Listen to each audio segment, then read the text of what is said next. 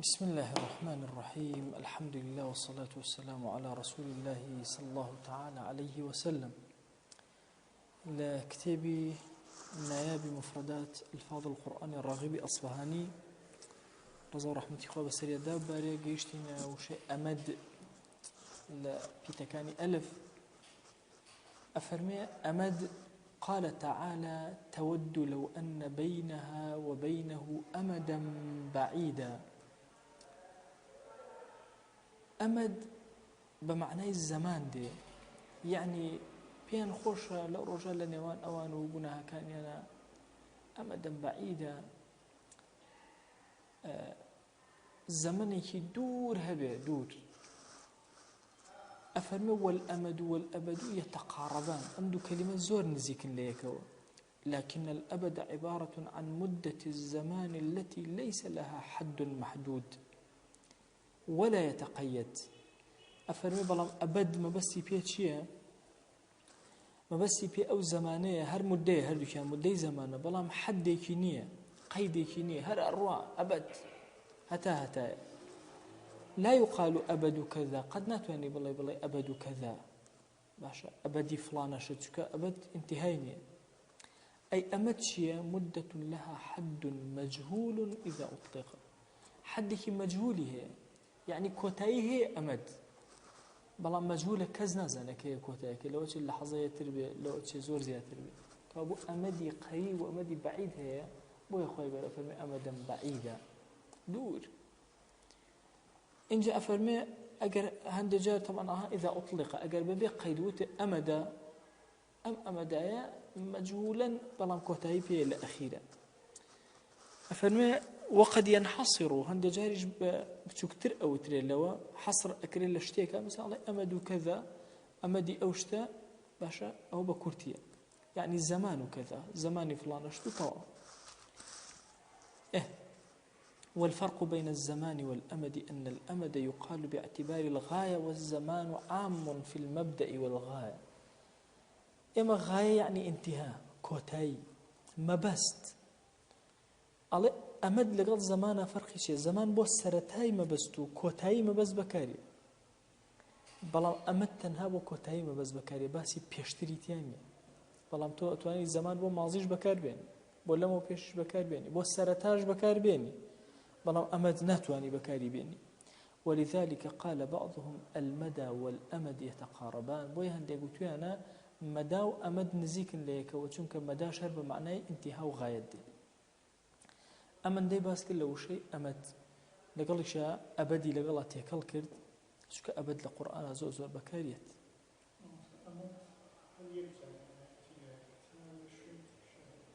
احتمال شهبة بس همو يبوا معناها هي شو همو آيات كان نهي مرجني أبتاتي قال يك معناها بيك آياتين وطاب بلام هي أنا مثلا مختلف معناها بينشج دانين شو اللي يبوا معناها بس أمد تنها ومعناها بابتشين بو شيء أمر أفرمي الأمر الشأن حتى يشتيك هي لسر زي بيوت الشأن يعني كل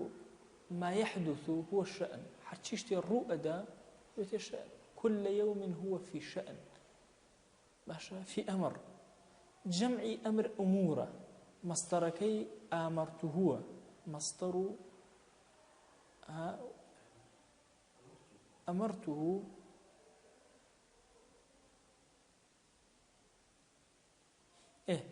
أمر هل شيء أمر خوي أمر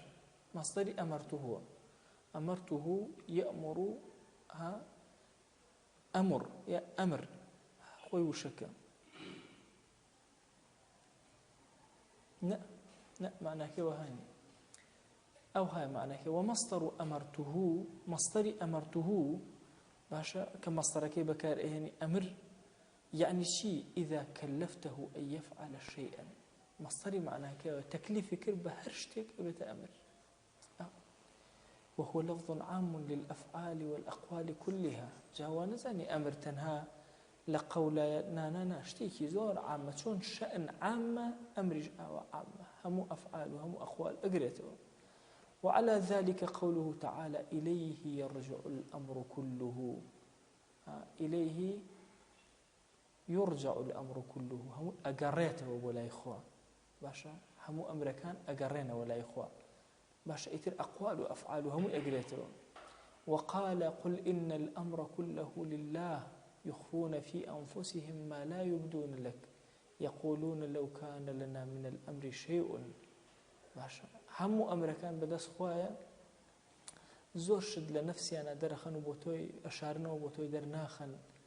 ئەگەر شتێکمان دەسەڵاتە بجا ئەمەزانی چیمان پێ ئەکردی بە پێغەمبەری خوا صلی الله عليه وسلم وأمره إلى الله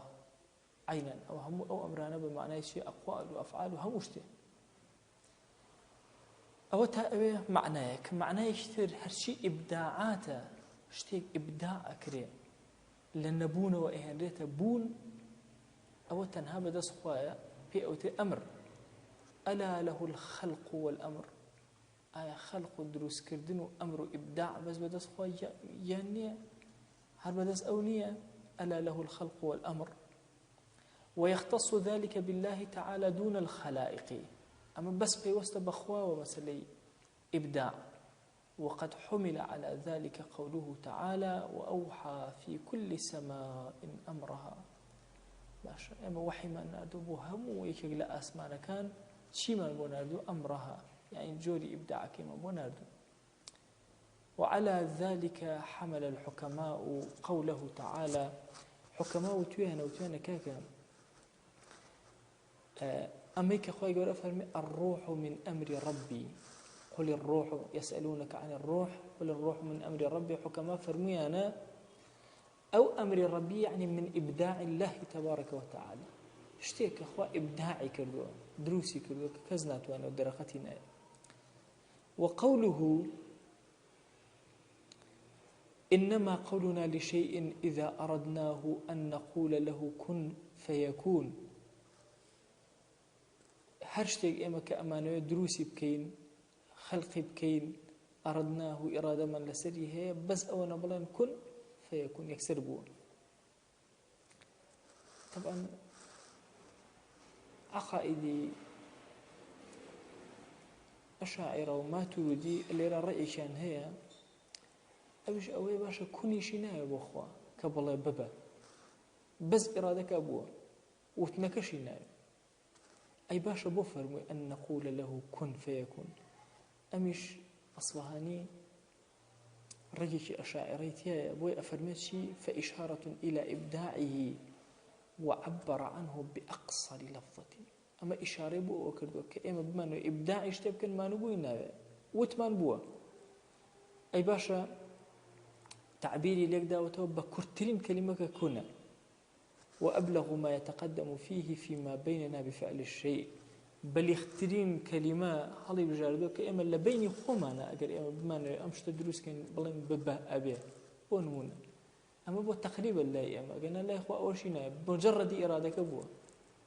كلمة إرادك باشان بلا يكون إن جاء بالنخل بس إرادك رب العالمين أبد أفرمه وعلى قوله وعلى ذلك قوله وما أمرنا إلا واحدة أمري أما هريك أمر طبعا يكسر جيب ذكر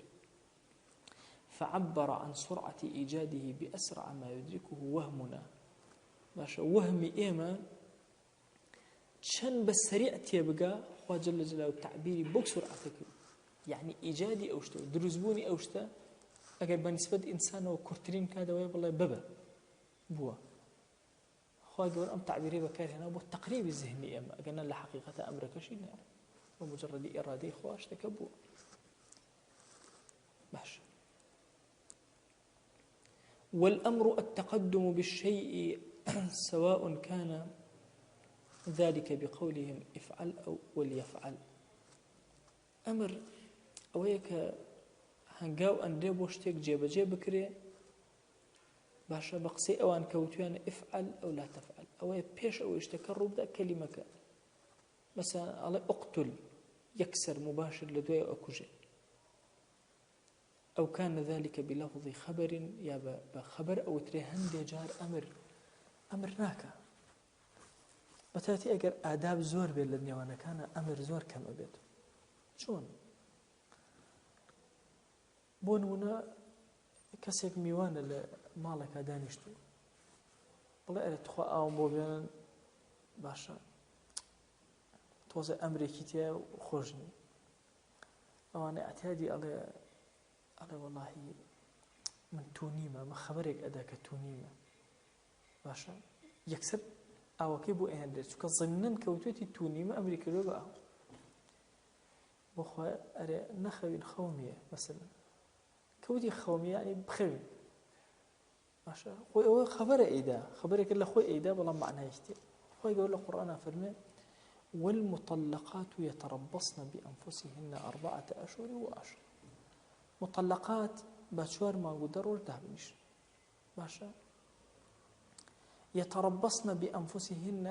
ئەڵێ 4 مانگو دەڕۆژ دائەنیشن یعنی با دابنیشن ئەمری تێ هەموو خەبەرێک ئەمری تێ یان دوعای تێ تۆ ئەڵێ بۆ نمونە ئەڵێ خۆی یان بەس تۆ ئەرحەم الراحمین یعنی ئەرحەمنی بەغێر مباشر وتوتە جاری وایە سبحان الله بەلیخترە زۆر بەلیخترە بە پێی مەقامەکان جاری وایە یان مەسەلەن خەتیبێک ئەبینی ڕۆژی ئاواکە ئەوە بکەن ئەوە مەکەن ئەوە بکەن ئەوە مەکە خەڵک تاقەتی نامێن وەڵا ئەسلوبەکە ئەگۆڕێ باسی فەزلی ئەم شتە ئەکا یعنی بیکە باسی خەتەریاتی ئەو شتەکە یعنی مەکەن بەڵام نەشیوتوە بکەو مەکە کابوو ئەمر لە ناو چیشە هەیە لە ناو خەبەریشە هەیە خۆی ئەمر جملەیەکی ئینشائیە جملە ئەبێتە ئینشائی و خەبەری جملەیەکی ئینشائیە بەڵام معنای چی تێیە معنای خەبەر با بڵێن خۆی ئەمر جملەیەکی ئینشائیە نابێت لە خەبەرە هەبێ بەڵام هەندێک خەبەر هەیە ئەو تا معنای ئەو ئینشایی ئەوی لە خۆ گرتو ئەو کانە بإشارة أو غير ذلك خو أمر مرجع إلا بزمان به وتصور قبل أقتل إشارتي كا أو دسي باب وقردم يعني بيكوجا لو يكوجا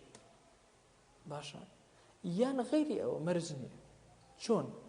ألا ترى أنه قد سمى ما رأى إبراهيم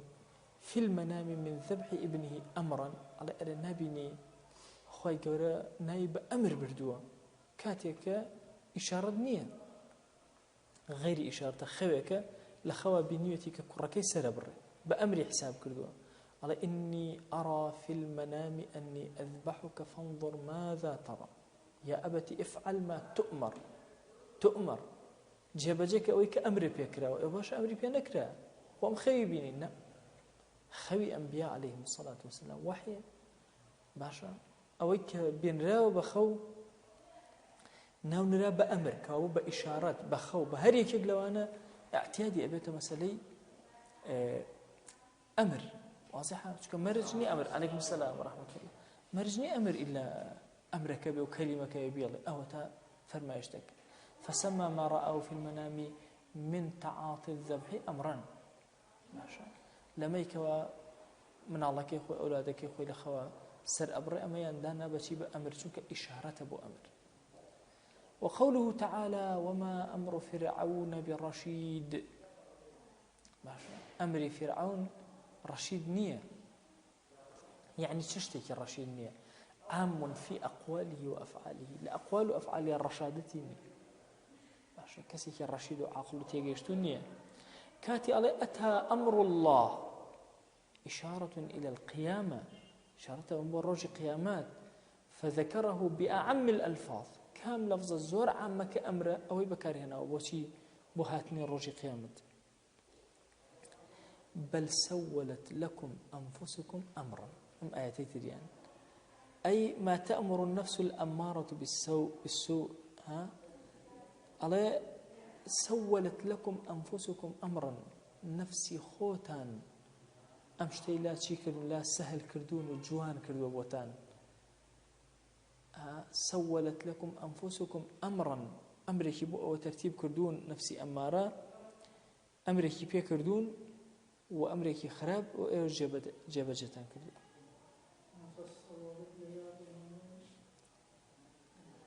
خوي سالا بمعنى أو كيت سيلانك سالا وعنى نرميت يعني بوي نرم كردون نفسي خوتان أمكاري لأن نرم وآسان كردون أو تعبير تقريبا بكل بۆی تەرتیب کردوون ئەوە شەر ئەتوانی بۆی تەرتیب کرد باشە برام أي تأمر النفس الأمارة بالسوء باش كابو إما همو أمانة عامة لأقوال وأفعال سولت لكم أنفسكم أمران يعني نفسي خوتان أخو أما قولي جنيه هشتا نواخيني دلي إنسانا هرب أمر نوبراو وقيل أمر القوم أي كثروا كاتي قال أمر القوم يعني كثروا بوغ أمير بمعنى زور دي يعني أولا زور بون أو نزور بيوسيان بأمير هي وذلك أعوذ بالله من الشيطان الرجيم أفرمي وذلك لأن القوم إذا كثروا صاروا ذا أمير أجر زور بون أيوة ابن أمير ابن خاوني أمير صاحب أمير من حيث إنهم لا بد لهم من سائس يسوسهم إلا بكسك سياسي بيما برئوا سائس ومعناه شيء اسم فاعل بوشي وسياسي يعني كسك سياسي أبي يسوسهم يديرهم إداري شؤون كان ينبكى باش كابو أمير القوم بكارية أو تشاعر وتوتي ولذلك قال الشاعر لا يصلح الناس فوضى لا سرات لهم كل خلقي شاق نابن كاتك لفوضايك بن لا سرات لهم كسي عظيم وقوريان نبيك كوان كاتو جاء فوضى ببه سر زور خطر حيث تياب سر نابي سر كردستان خو خلق زور توري وحيث تياب سر نابي شبرز السرينية فوضايك بيسر باشا واصلا مدرس أفرمي ولات بيسر بربر الله ولات كسر هنا بربر الله هر كسب أخوتي كسب كسب جاله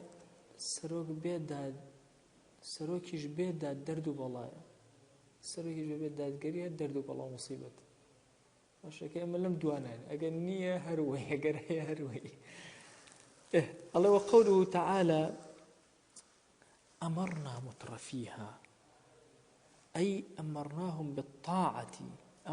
بالطاعة وقيل معناه كثرناهم أمرنا مترفيها يعني كثرنا معناه تكثير دي وكسانك مترفنو بيكلق من لكم الله زور ما كرين طبعا أنا زور من زغلبن بسركم الله برو خسارة مادي برو عذابي خو أرو أبو عمر عليه لا يقال أمرت بالتخفيف في معنى كثرت عليه وكات أمرتنا يبلا أمرت أبو عمر وايفرموا وإنما يقال أمرت وآمرت بوشي أو وتراوا لا وإنما يقال أمرت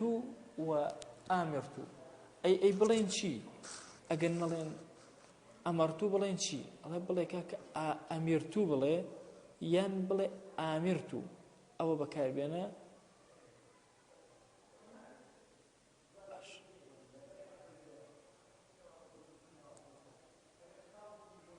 احتمال شيء أوية كم ين أمرت بشدة أما يتريان الله بالتخفيف ما يخوان روا كاو يتريان بشيء يخوانيته بالتشديد يخوانيته قال أبو عبيدة فرمي قد يقال أمرت بالتخفيف كاك أمرتوش بكاريه أو تابي غنبري صلى الله عليه وسلم فرميتي الرحمن بقرباني به خير المال مهرة مأمورة خير المال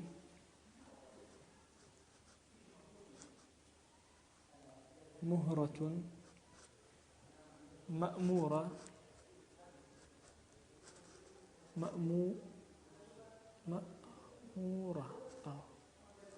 مأمورة وسكة مأبورة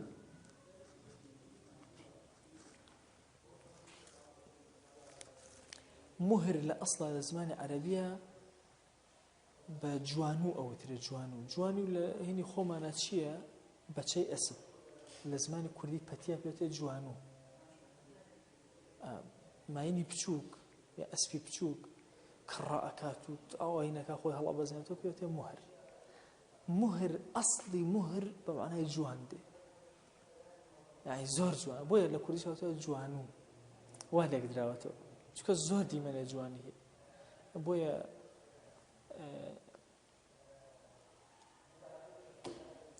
ئەوە ردوها علي پێش ئەوە حتى توارد بالحجاب فطفق مسحا بالسوق والأعناق باشە هەندێک ئەفەرمون چی بوو ئەم شتەی کە سولەیمانی وا مەشغوڵ کرد ذیکرەکانی ئێوارەی نەخێن حتى توارد بالحجاب هەتا خۆر ئاوا بوو ئەفەرمون سەیری کردنی ئەسب بوو ئەسبەکانی جیهاد ئەگەڕانەوە ئاوا سەیرێکن ئەوەندە سەرنجیان ڕاکێشا ئەوەندە جوان و ئەوە بوون باشە ئەوەی لە بیر چوو جات سوبحانەڵڵا هەتا ئینسان خۆی تێکەڵ نەبێت لەگەڵ ئەسبا ببینێ ئەم هەستەی بۆ دروست نابێت لە مەنتیقەیەک مەلایەتیم ئەکرد ئەسپی بنەماڵەیە لە مەسئولانەی زۆر لێو یعنی ئاوا جاری وە هەبوو ئەچم تەما ئەنواعی تیا بوو هەیە سەری بچووک تووکی ملی درێژ ئەنواع و ئەشکاڵی ئەوروپی و هەموو نوعیان لەوێ داناوە کە ڕایان ئەکرد و ئاهات و ئایان حیلکان بڕواکە کات لەلای ئەوە ناڕ دەسەری هەز بە خۆت ناکەیت کاتێ زای چۆن ئەوە کۆتر بازوشتی و ئاگایان لە خۆیان داوێنێ بڕواکە بچۆرە ناو ئەسپ و هەر ئاگا لە خۆ نامێنێ ئەمە دەجیم اینجا طبیعەتی لەگەڵ ئینسانە سبحان الله بەس ئەوە تعلیمدادا چۆنە ویست ئاواکە جاری وا هەیە لە کاتی شەڕا ئەمری پێ بکە کە ڕابکشێ ڕائەکشێ جوڵە ناکە بۆیە لە شەڕا زۆرتر ئەسب بەکاری حتا خۆی گەورە لە سوورەتی عادیاتە یعنی باسي أسبكات والعاديات ضبحا فالموريات قدحا فالمغيرات صبحا فأثرن به نقعا فوسطن به يعني أفرمي أم أسبا والعاديات ضبحا باشا بربيانا وهيرج أكا باشا أو عندما نوى برخل لوتي وكوين درج باشا أصلا ناڵەکانی کە ئەدا لە زەوی ئاگر ئەکاتەوە ئەو نیشانەی زۆرماندووبوونەتی و ڕاکردنی سەریعەتی باشە فالموريات قدحا ئەڵێ چی والعاديات ضبحا فالموريات قدحا فالمغيرات صبحا بەرەبەیانە هێرشە بە باشە وغيرات فأثرن به نقعا تۆز بەرزەکاتەوە لەگەڵ ئەم هەموو مەنزەرە ببینە ئەسپەکەی تو ئەوە لە دوورە وەسەوە مانووە ئارەقەی کردووە دووکەڵ لە لوتیەوە یەتە دەرەوە با بڵێن تەپ و تۆزە شەڕق بریسکەی شمشێریە لێرەوە ناڵ قەرچەی ئەچێ بە ئاسمانە فوسطن به جمعا فوسطن يعني ئێوە باشە ئەمر ئەکەن ڕێک ئەچێتە ناوەڕاستی شەڕەکە لەبەر خاتی گەورەکەی کە پێوتوە بە سەرسەریوێتی لە دوایە ما فەرمێکی إن الإنسان لربه لكنود تشبيه أما لقل أما شيء الرازي قصيك زور جواني أفرمي يعني أي إنسان سيري أسبشي بعقلك بز وفاء بو سيدكي لو همنا راحتيا فوسطنا به جمعا أتي بو الشر دجمن كصدر زين أخوي أكوجري سنا ورحسي دجمن جرقي دجمن وجونا داتي على ألم كاتاك قوركي قاتلي أدا أمري بيكاتة أو وسط قالت توخو أمر بيئك بجويناك إن الإنسان لربه لكنود باشا بجوي خواناك بشتك إن جلمنا شو إنه لحب الخير للشديد والله بو الدنيا عيبيني بلا مردا لو تشويهك أواجه مهر لأصلا بو جوانو بكاري لأصل شاو شكاو معنى جوان دي باش ليرة في غمريان صلى الله عليه وسلم فمي خير المال باشترين مال بوتوتشي مهرة مأمورة لرأي مزيات لسو شيء مأمورات إيشمان هي باشا عليه جوانويك كتشيك مأمورة كزور زور ببين لأسبكان هانا بيسك ما كان بيسك أبيت سيسك أبيت بير أبيت سبحان الله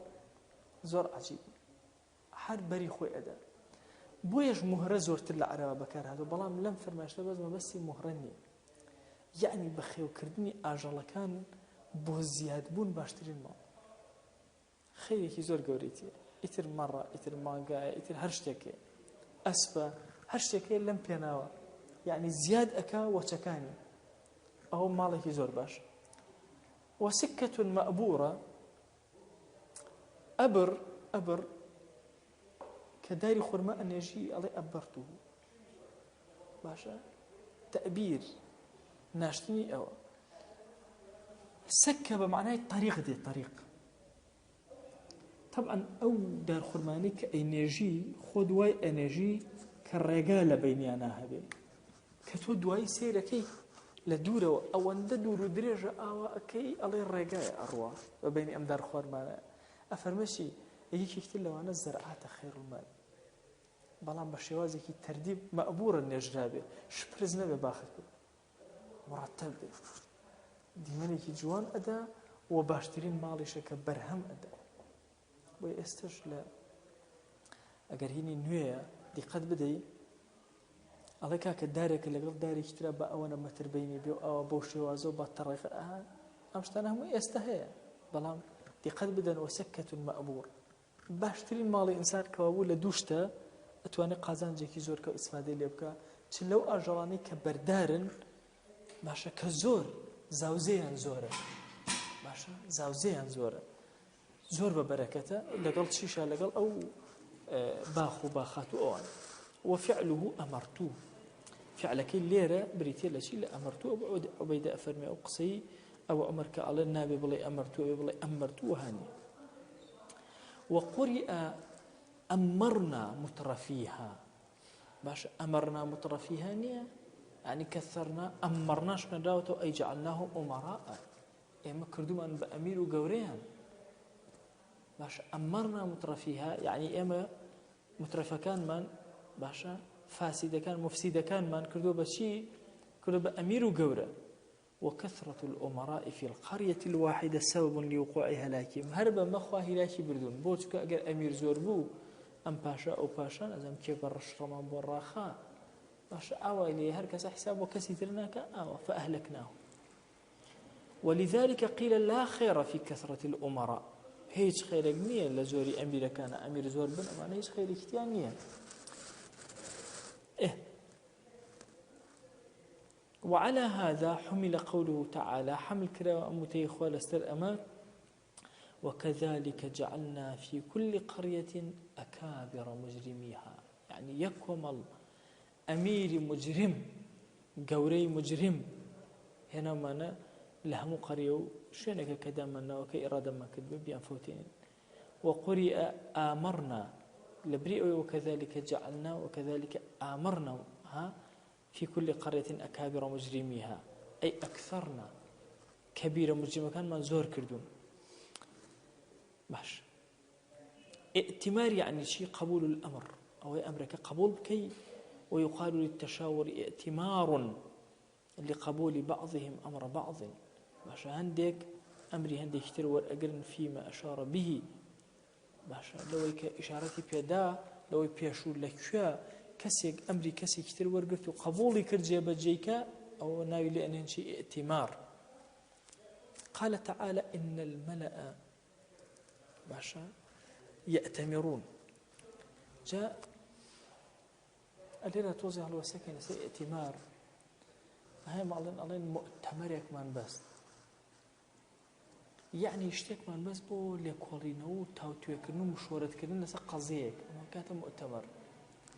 ائتمار قبول أمرك أبيت بهم لقال أوشا معناه تشاور جدي مشاورة كردنو كابو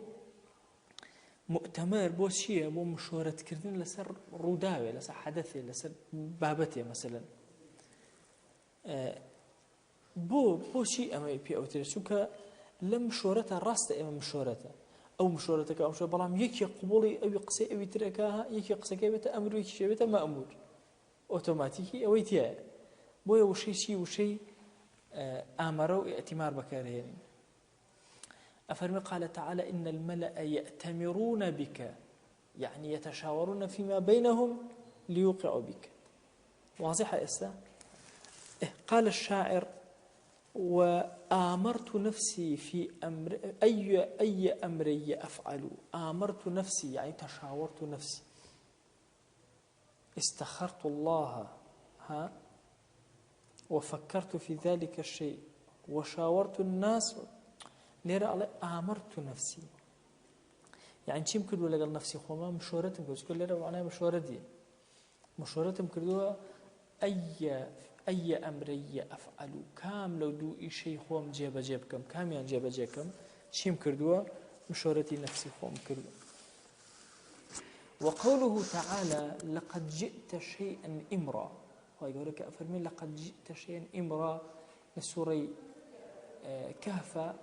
معناه أي منكرا باشا شتيكي منكر كردوه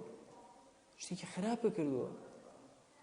باشا يعني چی چون خراب كردوه أما لكيو أم معناه هذا قلت معناه زور وأمانة بو عليك هكا أمر الأمر أي كبر وكثر علي أمر الأمر باشا رودا وكأوا رويدا يعني زور بو قوربو كقولهم استفحل الأمر أمرك بو بفحل فحل يعني نيري نيري بو مانغاو بو قاو أمانة فحلي في بو بكالتي فحل ها الله غزائهن شوكاني كتبي كي إرشاد الفحول إرشاد فحل كان باشا نيري كان بابلين إن جاء وتاخوي قول أفرمي وأولي الأمر أولي الأمر كين قيل عن الأمراء في زمن النبي صلى الله عليه وسلم باسي أو أميرانا كلا زماني بيغمري خواه صلى الله عليه وسلم بون كهشتك تانهب الرداوك بيجرى ولا أميرك ها أو الشيعة أو تفسير أكن أنا كاكا وأولي الأمر باسي عالمناك هاشكز أمير شو مشورتي بيبكو كلام أولي الأمر تنهى أهل البيت إن مكان أهل البيت هم أهل البيت عشرتك قيل لك وقيل الآمرون بالمعروف قيل لك الله شيء الله أوانك أمريان بالمعروف كردوا باشا بچاك أمريان كردوا اشتكان بجرنا ولا أوانا تاهوكو حليبكن إذا جاءكم فاسق بنبأ فتبينوا أبي ترى فرمي وأولي الأمر تشيبوا أطيعوا الله وأطيعوا الرسول وأولي الأمر منكم ماشي إطاعي أو أنا بكن كابو إطاعي أو كسانة بكن كأمر تام معروف بأكن ابن عباس أفرمي هم الفقهاء وأهل الدين المطيعون لله عليك هكا وأنا فقهان أولي الأمر أو أنك مطيعا بأخوة جل جلاله أهل دين ورع دين دار أو أكن وأولي الأمر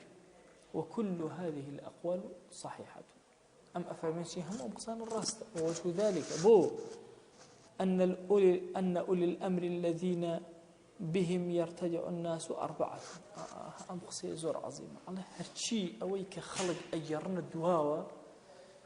شواركم والأتوان الصلاة بسر خلقها بها كانوا كنترول خلق يا كم ين بيغمبران عليهم الصلاة والسلام توانان هي بسر الظاهري خلقها سيطرة بكن ولاة داجيري أكن بسر باطني خلق أتوان تأثيرك باطني خلق كنترولك أنا مدو إن جاء خواصي خلق تايبة كان كنترولك عامتي خلقش كنترولك أنبياء كهو أنبياء قوتي في زور قوريت فوق طاقة بشريان هي هر شوار تشينك باشا بابلين ظاهر وباطني إنسانك لقال عمو خاصة مروفاتي حكوان بيكو كنترولك هو يكم دوهمين الولاة حاكم وأمير وخليفة أمانة لصلاة ينزور وحكمهم على ظاهر الكافة دون باطنهم هم مروفاتي بعام ظاهرة كان أتوان أمان سيطرية كان بسرى بلان باطن نهتوانا أي حكماء فلاسفة حكمهم على باطن الخاصة دون الظاهر تنهاء كسانك زور تايبة تأسيل لشيء كان